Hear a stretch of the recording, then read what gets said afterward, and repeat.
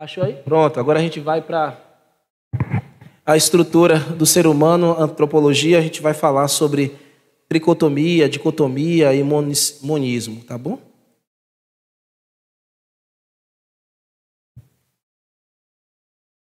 Vamos lá, eu coloquei ali antropologia, aquele quadro que a gente já viu, eu só coloquei a mão, hoje eu coloquei o quadro maior, o dedo de Adão. Quem foi que fez mesmo, Wilton? Procura aí, Wilton, que eu já... Michelangelo, né? Michelangelo. E a gente vai falar rapidamente, basicamente, não vai ser nada exaustivo, viu, irmãos? Monismo, dicotomismo, que é dicotomia e tricotomia, tá bom? Dentro da teologia sistemática, do estudo das doutrinas, a gente tem aí a doutrina da antropologia e é a disciplina que vai estudar a natureza do homem, como a gente já tem visto. 3 principais visões dentro da composição da natureza humana é abordada dentro do campo da teologia. 3 pontos principais são esses aqui: 1, 2, 3, monismo, dicotomia e tricotomia. Vocês já ouviram falar sobre isso? Talvez já ouviu falar mais da dicotomia e tricotomia, né? O primeiro lá a gente geralmente não fala muito, não. Mas eu quero dar uma posição para os irmãos em relação a esse primeiro, o monismo. Eu coloquei essa foto aí porque é uma ideia mais ou menos dentro do monismo. Você vê ali o homem, como que a imagem de um homem ali, né, integrado a tudo, integrado ao universo, integrado a todas as esferas, digamos assim. Então, é a visão monista. A visão monista, irmãos, é uma visão muito filosófica também, mas essa visão filosófica também transcendeu para dentro da teologia. Como a gente sabe que filosofia e teologia andam muito juntas, a gente não pode desassociar. Então, você tem esse pensamento monista dentro da filosofia e dentro da teologia. Tem essa condição e conceituação monista em outras áreas também da filosofia. Mas dentro da teologia a gente tem também isso. Então, dentro da teologia, o monismo se propõe a dizer isso aqui. Ele diz que o ser humano é uma unidade divisível. O ser humano é uma unidade indivisível. E, segundo essa visão, não há distinção substancial entre corpo, alma e espírito. Então, o monismo, no passado, primitivamente, teve alguns teólogos que se apoiaram e se debruçaram nesse tipo de concepção. Os que estudavam, se dedicavam, entendiam dessa maneira aí. Eles entendiam que o ser humano era uma unidade indivisível, segundo essa visão, não há distinção substancial entre corpo, alma e espírito. Quem pode, mais ou menos, decorrer alguma coisa de pensamento sobre isso aqui? Alguém quer falar alguma coisa? Imagina sobre isso aqui? Joana, alguém quer posicionar algum?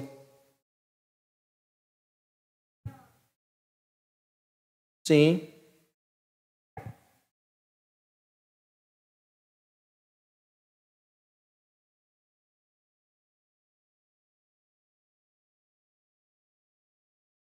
Sim. Sim. Obrigado, irmão, pela contribuição, viu?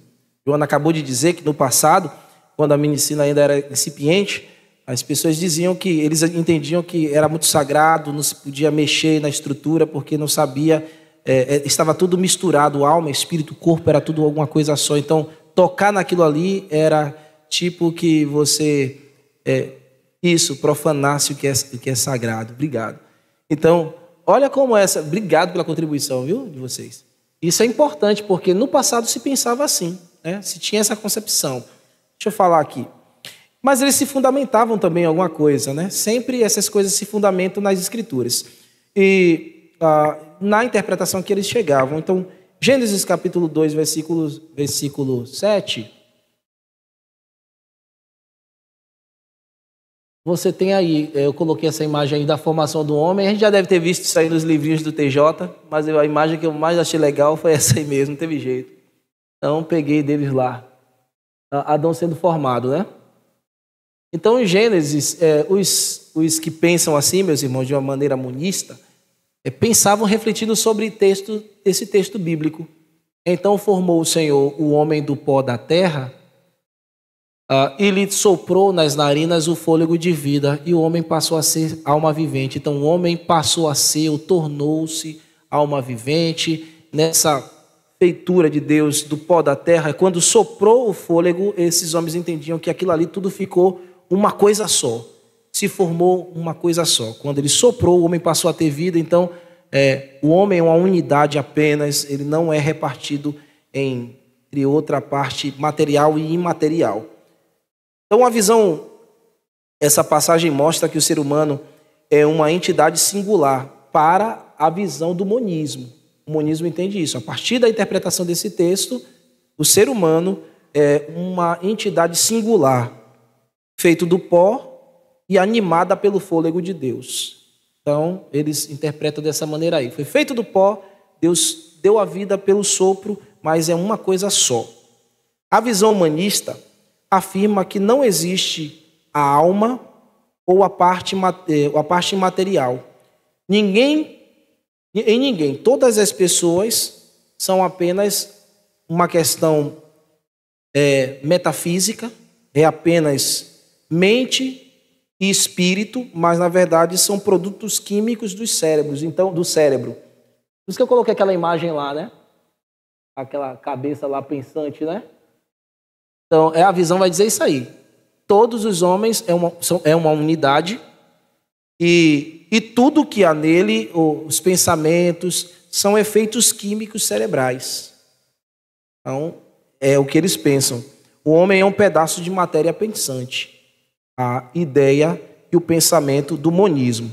Logo, para este campo de pensadores, quando a parte material, que é o corpo, morre, como é que resolve isso?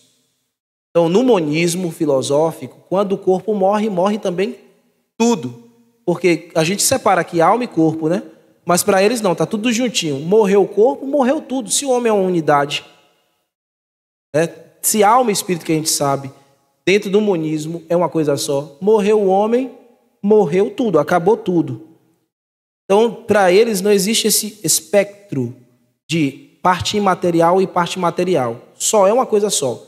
Mente, razão, efeitos cerebrais e nada mais. Morreu o homem, acabou a existência. Não existe alma e qualquer espectro material sobre a vida. Oi?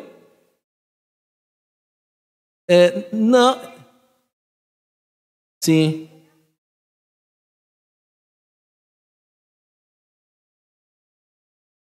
Sim. Eles, na verdade, eles são aniquilacionistas, né?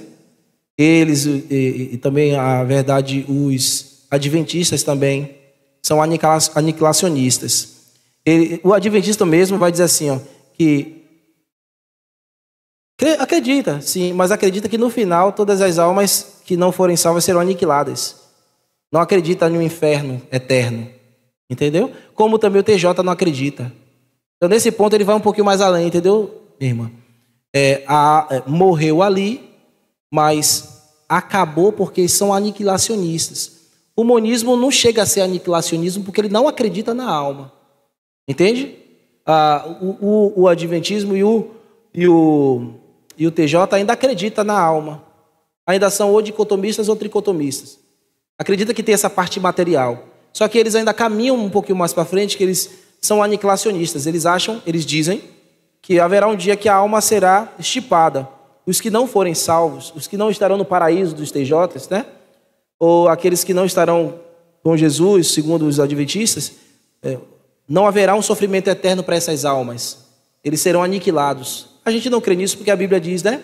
Que há um futuro de terror para as almas que não se convertem. Então, obrigado pela contribuição. Mas a questão do TJ é isso. Eles vão mais lá para o aniquilacionismo. E também o adventista acredita assim. Porque diz assim, Deus é muito bom, ele não vai matar a alma que ele criou. Ele não vai colocar a alma que ele criou em um sofrimento eterno, ele vai simplesmente acabar. Mas não é assim, né? Morre e segue-se o juízo. Ainda dentro da filosofia chamada idealismo, porque, como eu disse, o monismo está muito interligado, claro, nos efeitos filosóficos, o idealismo, o conceito monista vai assegurar que a ideia e a percepção são as únicas realidades existentes. Ideia e percepção, o empírico, o sentimento, às vezes, para eles, é apenas a única forma de existência. Não tem a parte material, é tudo produto da mente. É somente matéria, só isso, para eles, como eu disse a vocês. Ou seja, para o idealismo, toda a realidade é composta meramente de mente e de ideias. Muitos teólogos liberais, meus irmãos, no século XIX, eles entraram por dentro dessa concepção. É uma concepção secularista, por isso que a gente chama também de a teologia liberal como uma teologia secularista. E eles procuravam desmitologizar as Escrituras e tirar os efeitos sobrenaturais da Bíblia, mostrando que estas coisas não eram comuns de acontecer e que não havia razão para isso. Então, eles tinham que desmistificar os efeitos sobrenaturais e ficar somente com as coisas tangíveis, as coisas palpáveis, as coisas que a ciência pode explicar, que a filosofia pode dar um diálogo, pode dar uma palavra. Então, a liberdade, a cultura e qualquer que seja a manifestação religiosa, para ele, no sentido espiritual, volição, para o liberal, é só uma questão de que você acha que isso é verdade, você acha que é verdade. Mas, para nós aqui, a ciência e a filosofia não comprova isso. Isso é uma fonte monista, porque tem que desmitologizar as questões espirituais, o que é do campo espiritual. Então, esses homens sempre faziam essa divisão, né? O que é espiritual, o que é da fé e o que é do homem, o que é da razão. Como o monismo é muito fincado na razão, na concepção, na mente, então os teólogos liberais, eles bebem muito disso. Então, esses mestres liberais, adeptos do monismo, ensinavam e defendiam que o termo corpo, carne, alma e espírito são intercambiáveis. Como na posição monista que você viu, o homem é um ser assim, único, né? É somente uma coisa, não tem essa repartição matéria e imatéria. O liberal, que vem bebendo desse conceito monista, ele vai dizer o quê?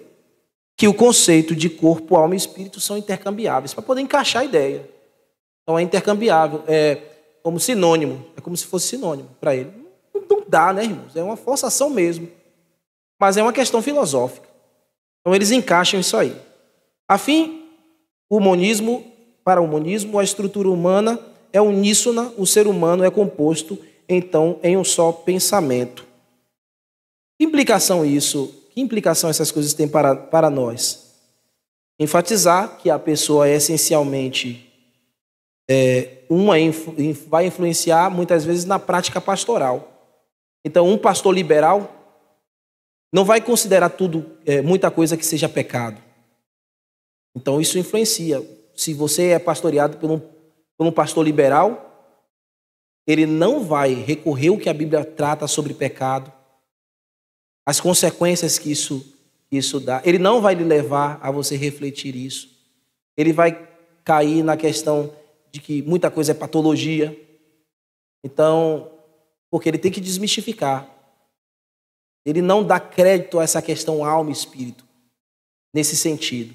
Então, os liberais lá atrás, e você vê que o liberalismo teológico caiu, né? Não conseguiu perdurar. Mas ainda você vê os conceitos por aí. Então, não podemos enfatizar que o ser humano é uma unidade. Nós sabemos que a Bíblia diz que o homem tem alma, tem espírito. Corpo, alma, espírito. O corpo, alma e espírito. Então, a ressurreição corporal também cai na questão do pensamento monista, porque o monista, na verdade, o pensamento monista vem de Platão, que é muito antes de Cristo.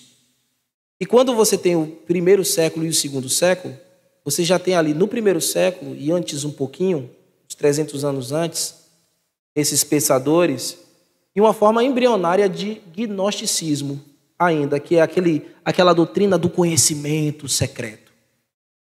Quando chega no século II, o gnosticismo já ganhou uma forma mais robusta.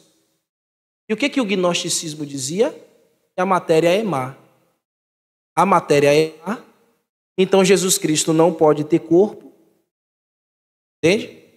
Por isso que o teólogo liberal não acredita no nascimento virginal de Jesus, não acredita que Jesus foi concebido pelo Espírito Santo no ventre de Maria, não acredita nisso. Não acredita que Jesus ressuscitou, porque o monismo tem a filosofia gnóstica, ou gnóstico tem a filosofia monista. E o teólogo liberal bebe dessas coisas. Estão capturando, irmãos? Estou sendo pontual para vocês? Então ele tem que negar que Jesus veio de uma virgem, nasceu de uma virgem, foi gerado pelo Espírito Santo, morreu, ressuscitou. Não pode ressuscitar por quê? Porque o monismo diz que a ressurreição corporal não existe porque o corpo morreu, acabou, não tem alma para voltar. Tem mais um ser para voltar, acabou. Então, o monismo vai dizer isso, não assegura isso. Isso, ao longo dos anos, vai chegando em outros tipos de seitas, né? Jesus viveu na época em que tinha lá os saduceus que não acreditavam nisso, nos anjos, não acreditavam em ressurreição. Então, a gente tem isso aí. Nós não podemos tecer esse tipo de pensamento. Nós sabemos que a alma um dia vai voltar para o corpo, o espírito um dia vai voltar para o corpo, para ser julgado ou para ser glorificado, né? Os que já morreram. Então, o monismo caiu. O monismo não é, de fato, uma doutrina que se sustentou ao longo dos anos. Por isso que você não ouve falar de monismo o tempo inteiro. Porque mais se associou mais a os pensamentos mais heréticos do que outra coisa, né? Então, por isso que a gente não fala muito sobre isso, monismo, mas tem sim o monismo e, embrionariamente aqui, eu falei um pouco disso para vocês. Alguma dúvida, irmãos, sobre isso? Alguma colocação? Seu Adilto, quer falar alguma coisa, seu Adilto? Agora vamos para a dicotomia. A dicotomia, deixa eu correr aqui, me dá só 10 minutos, viu, irmãos?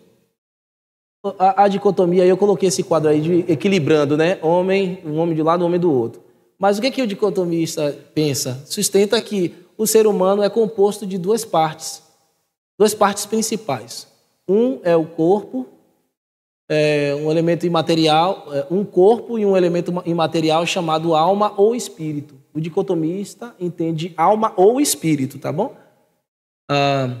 Sendo que a alma e espírito são frequentemente usados como sinônimos.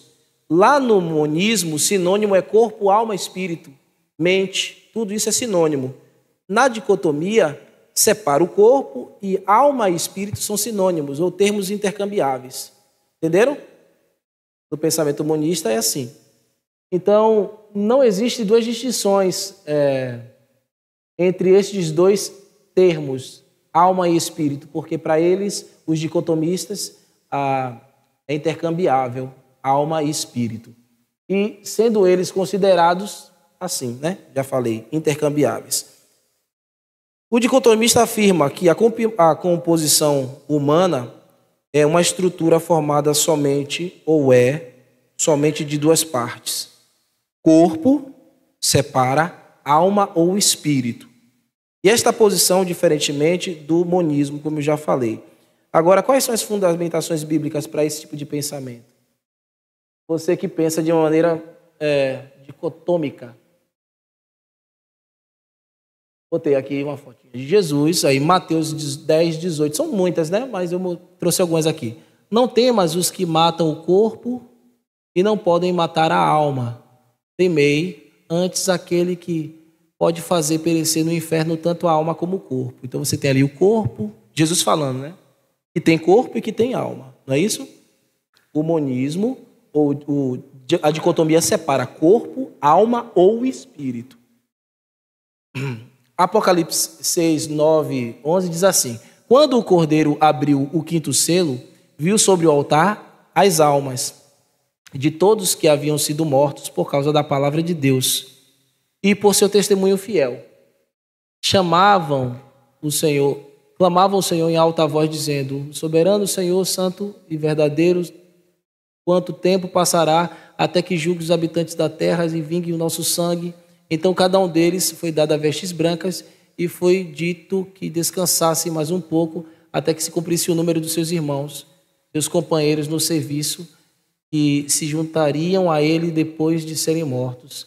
Aqui está falando dos mártires, aqueles que ainda seriam martirizados, mas você vê lá que as almas estão vivas no altar de Deus, clamando e intercedendo ao Senhor. Em Lucas aqui, eu não vou ler não, mas é só, eu coloquei o texto aqui, mas fala ali do Lázaro e o rico, e que a alma do rico e a alma do Lázaro, o espírito do rico, o espírito do Lázaro, foi levado foi levado para o céu, que foi o rico, não foi? Quem foi? Isso. Lázaro foi levado para o céu e o rico foi levado para o inferno, para o purgatório, não foi? Foi o purgatório? Não. Tem purgatório, né? Foi lá para o inferno mesmo. Então, as almas são dirigidas. Então, o corpo ficou na tumba, mas a alma seguiu o caminho. Foi um para o céu e outro foi para o inferno. Então, tem essa divisão aí. A alma ou o espírito vai para algum canto. Ou vai para o céu, ou vai para o inferno. E ainda ele falando aqui, ô Senhor, manda Lázaro vir para cá, para molhar a ponta do dedo e me refrescar a língua. Não dá. Não pode passar quem está aqui para cá. Está selado já. A alma já selou o seu destino. Ou está no céu ou está no inferno. Ninguém passa para um lado ou outro. Enquanto vive, a gente sela o destino da alma. É o que Abraão está dizendo. E outra coisa, não pode nem sair do inferno para voltar e contar que lá está quente demais. Está selado. Mas não vem para cá não, que a sauna aqui é terrível. Não vem não. Não tem. Ele vai dizer, ó, tem Moisés e os profetas lá. Quem são Moisés e os profetas? São quem? Oi? Tem Moisés e os profetas. Quem são Moisés e os profetas? Tem Moisés e os profetas a eles escutar. Isso foi o que Abraão falou. Quem são Moisés e os profetas? Oi? Não é a igreja. É o que, minha filha? A palavra, isso, a Bíblia. Tem Moisés e os profetas, é a escritura. Porque quando Jesus está falando aí, não tem Novo Testamento ainda, né, irmãos? Tem os escritos do Velho Testamento, para eles analisarem e aprenderem de Deus. Então, ouçam isso. Moisés e os profetas. Ouçam a Bíblia. Hoje a gente já tem completa, né? Então, onde é que a alma foge do inferno? Ouvindo a Bíblia. Ouvindo a verdade. Então, vamos seguindo mais um pouquinho para frente aqui.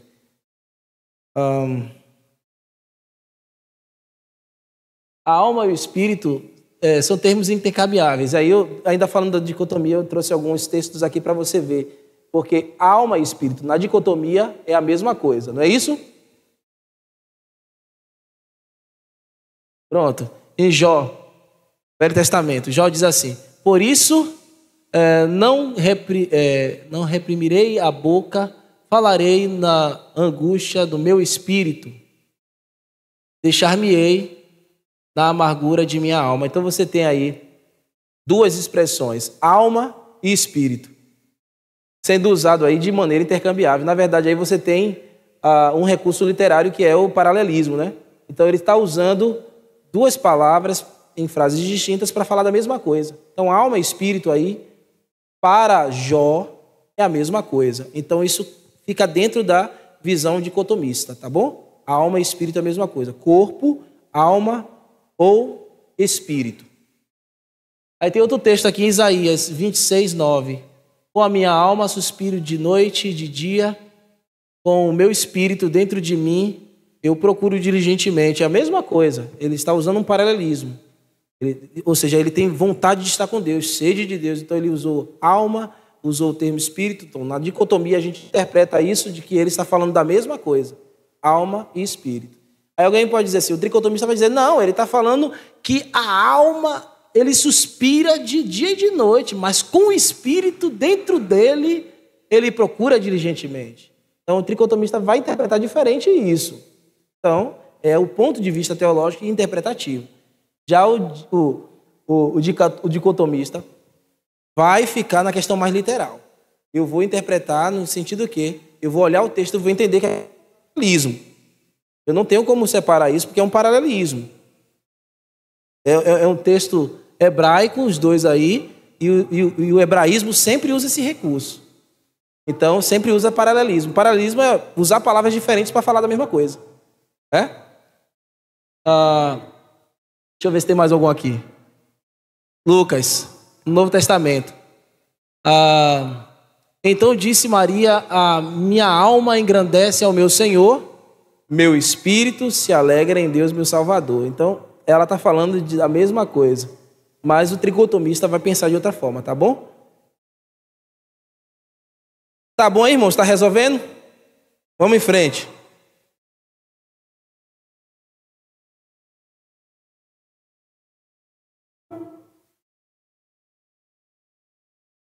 Irmãos, a posição dicotomista, ortodoxa, não pode receber da mesma forma que os filósofos platonistas faziam, né? No platonismo também tinha uma vertente dicotomista que dizia que a alma e o corpo tinha uma separação entre alma, espírito e corpo, tinha separação. Mas o que eles pensavam? Eles pensavam assim: a alma é divina, a alma é algo divino dentro do homem. O corpo não, é matéria, é mais, se destrói. Mas a gente sabe que o elemento imaterial em nós não é divino, nós não somos divinos por natureza, não há, nós somos criatura.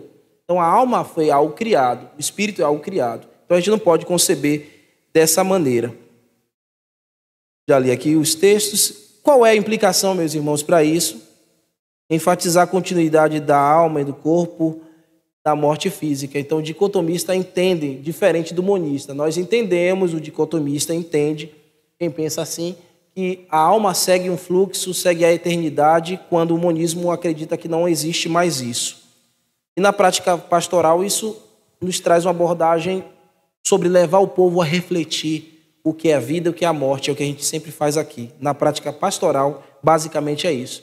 Se você entende que existe vida depois da morte, que no caso seria a morte eterna para alguns e vida eterna para outros, você prega isso, ensina isso, para que essas almas sejam livradas de tal condenação. Vamos para o tricotomismo aqui.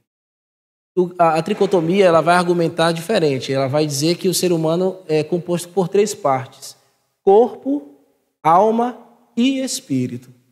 Então, a tricotomia é a posição mais decorrente no mundo cristão hoje, né? É a mais decorrente. As pessoas se inclinam mais para entender isso, que o corpo, a alma e o espírito, que o homem é um ser tripartítico. Então tem aí a 1 Tessalonicenses 5, 3. Eles se fundamentam assim nesse texto, né? O próprio Deus de paz vos santifique plenamente em todo o vosso espírito, alma e corpo, né? Aí tem esse texto aí que diz espírito, alma e corpo. Então o tricotomista diz: tá vendo? Olha lá, tem corpo, tem alma, tem espírito ali. Então, a Bíblia deixa claro que o homem tem 3 partes. Então, eles interpretam esse texto seguindo essa linha de raciocínio. Em Hebreus também, porque a palavra de Deus é viva e eficaz, mais cortante do que qualquer espada de 2 gumes, penetra até o ponto de dividir alma, espírito, juntas, medulas, e apta para discernir os pensamentos e o propósito do coração. Então, esse pensamento e propósito do coração, para o tricotomista, é a questão da alma, porque o tricotomista entende assim, que o corpo é a casca, é tudo isso que a gente vê aqui, que a gente tem. A alma é aquilo que se relaciona com volição, sentimentos, ações e movimentos humanos, assim, e de volição, de sentimentos. E a sede das emoções, como a gente muito diz, né? Quando muito se diz. E o espírito é aquela parte imaterial que se relaciona com Deus, é aquilo que se movimenta, o que tange para o campo da fé, para o campo do espiritual, da religião. Então, o espírito está atrelado para essa coisa, a alma está mais dentro da questão da vivência, das relações, e o corpo é a casca, onde tudo isso está dentro. Mas na tricotomia isso tem uma certa tensão, né? Como é que, quando o corpo morre, para onde é que vai a alma? E para onde é que vai o espírito? Aí se pergunta isso. O corpo morreu, existe alma e espírito, para onde vai a alma? Para onde vai o espírito? E quando há ressurreição, porque o dicotomista acredita na ressurreição, quem é que volta? Volta a alma e volta o espírito? Sim, volta a alma e espírito, pastor. Mas e na condenação? Porque o que voltou, voltou para viver eternamente. Mas o que voltou para ser condenado, a alma e o espírito vai ser condenado também? Estava onde? Vai para onde? Então a gente pensa nisso também. Diga, meu filho. Sim, é porque você quer aprender, né, meu filho? Aham.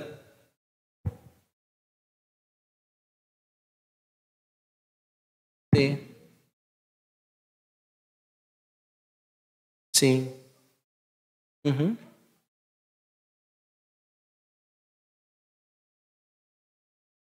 Uhum.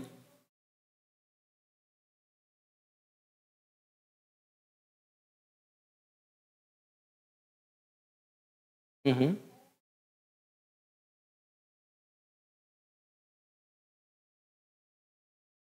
Mas só que o homem, é isso, o tricotomia pensa assim, né? Pensa assim. Mas só que isso não... Sim, amém. Louvado seja Deus, ele dá uma medalha. Rapidinho, só responder ela. Mas assim, irmã, para o tricotomista que pensa assim dessa maneira, tem essa dificuldade, essa tensão, sabe, irmãos?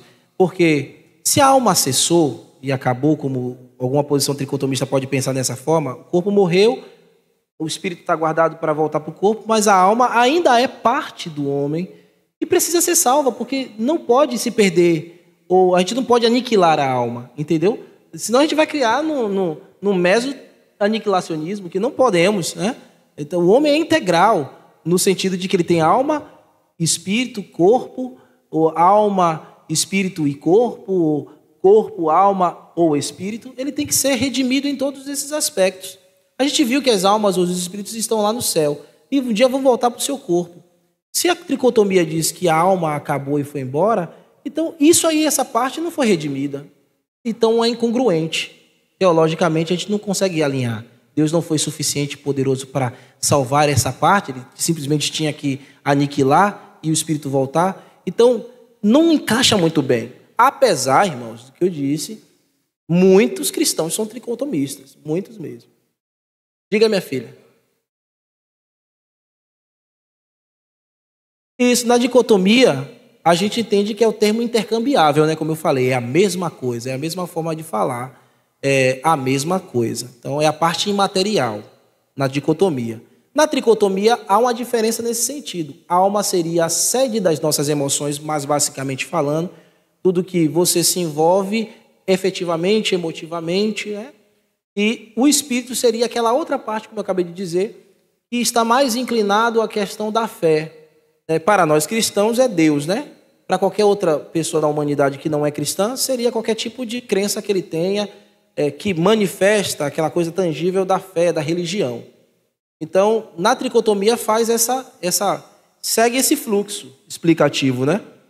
Na tricotomia. Na dicotomia, a explicação é mais nesse campo. Sinônimo os termos, ou são intercambiáveis, e fala de uma mesma coisa. É a parte imaterial. Tanto a tricotomia quanto o dicotomista entendem que o homem é essa parte físico, e a parte material. Imaterial. É a parte material e a imaterial. O monismo, que é o primeiro, é que não acredita na parte imaterial. Ele entende que o que a gente compreende de imaterial é uma coisa só. É uma só síntese. O homem é uma unidade, apenas matéria, pensamento e ideal. Somente isso, né? Então, assim, e o pensamento tricotomista e dicotomista, isso interfere na salvação? O dicotomista é salvo e o tricotomista não? Não interfere na salvação. Né? A posição monista ainda tem mais implicações mais severas, mas o dicotomista e o tricotomista entendem que a salvação é pela graça em Jesus Cristo. E a única compreensão dele aí é essa distinção, de que o dicotomista acredita que a alma e o espírito são termos intercambiáveis e se encaixam mais apropriadamente para interpretações de textos, como eu mostrei para vocês, temos paralelismo da palavra de Deus, que são os efeitos da gramática mesmo, que a gente precisa observar quando está lendo um texto. E já o tricotomista acredita que alma, espírito e corpo são distintos e todos serão redimidos. Né? Então, eles entendem que a alma vai ser redimida, o corpo será redimido, tal. Mas qual é a posição do seu pastor? O que você acredita, pastor? Eu penso que a dicotomia entrega uma coerência mais abrangente. Então, vocês vão perceber sempre nas minhas pregações a minha posição. Quando eu estava pregando em Hebreus mesmo, eu estava explicando Hebreus, e quando a gente chegou nessa alma, divide alma e espírito, eu falei para vocês, olha, são termos intercambiáveis. E aí você agora já vai fazer a leitura. Opa, o meu pastor é dicotomista. Entendeu? Quando você ouvir uma pregação na internet, que você vê alguém falando, alma, espírito, tal, nós somos seres. Quer falar, né, minha filha? Vou te dar já.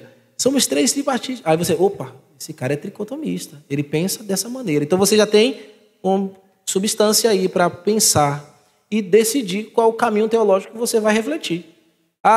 Eu vou expulsar da igreja o tricotomista. Jamais. Pelo amor de Deus. Pode não. Eu não posso fazer isso. Vai continuar conosco, vai conviver conosco tranquilamente. A gente vai sentar, vai conversar, vai argumentar e a gente vai seguindo a vida, porque tanto o tricotomista como o dicotomista vai para o céu, está salvo. Mas a gente precisa entender a posição teológica nisso para entender a fundamentação do homem nas Escrituras. E como a gente aborda os textos, como a gente expõe os textos, quando você for estudar, ensinar o texto bíblico para alguém, com isso na cabeça, isso já vai lhe dar muita luz para você orientar alguém, mesmo que você seja um tricotomista ou um dicotomista. Diga a minha irmã Joana.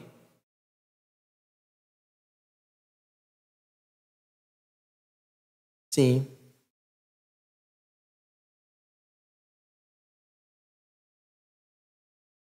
Sim.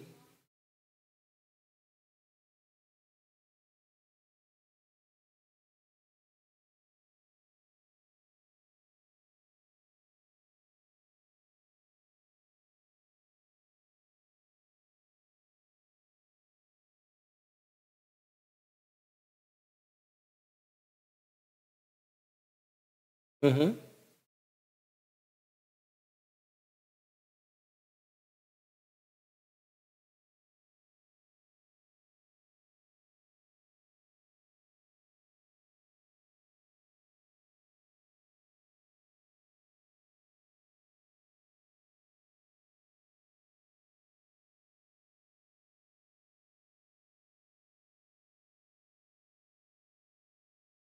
Sim. Aham.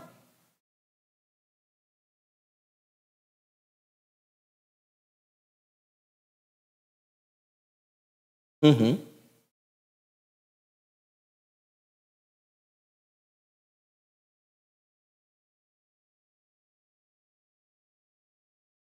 Uhum.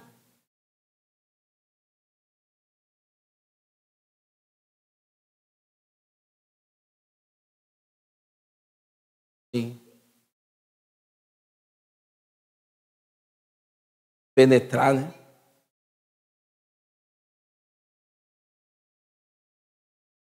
Uhum.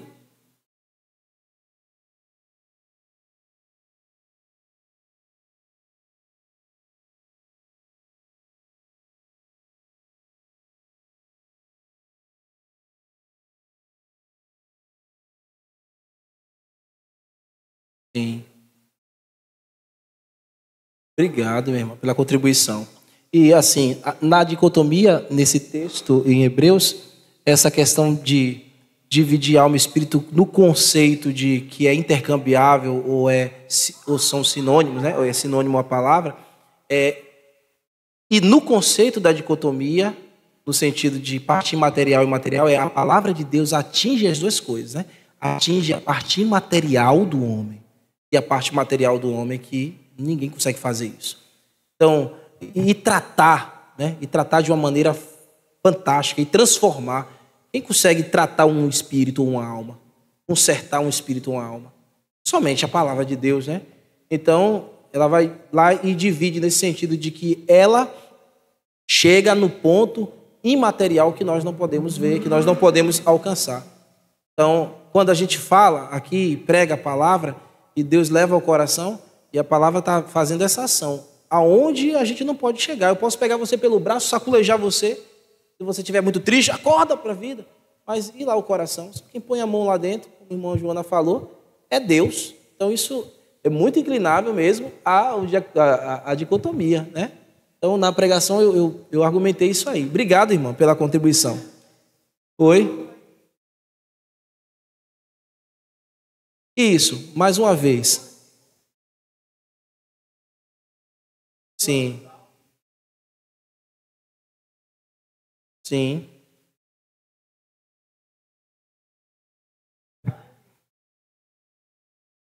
Na posição. Isso.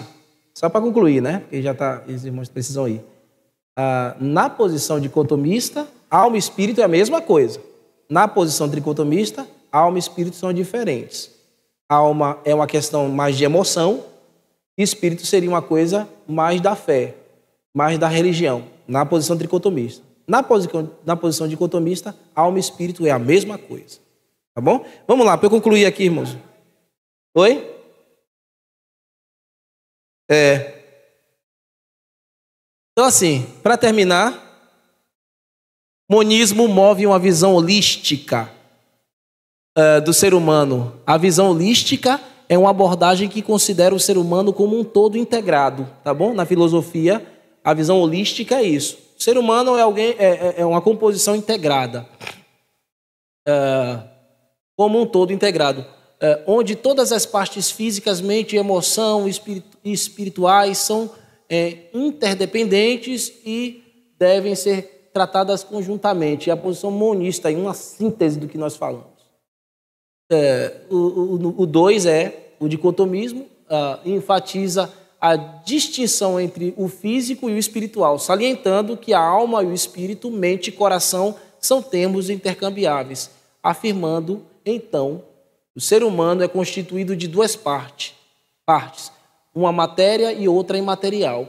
E o tricotomismo, ou a tricotomia, oferece uma posição que afirma ser estrutura humana partilhada, porque tricotomia é partir, quebrar, né? No original. Cortada ou dividida em três partes distintas, corpo, alma e espírito. É assim. Então, ficou aí a nossa aula. Um agradecimento, como sempre, né? Que eu boto ali. Obrigado. Deus abençoe vocês, viu? Gente, o material está aí disponível, viu? Se quiserem, é só mandar para mim. Pastor, manda para mim aí, que aí eu encaminho para vocês. Deus abençoe até a noite. Até a noite não, eu não vou estar à noite aqui com vocês, mas orem por mim para que eu possa fazer o serviço de Deus lá na Igreja Estela Maris e venham para a igreja para cultuar o Senhor.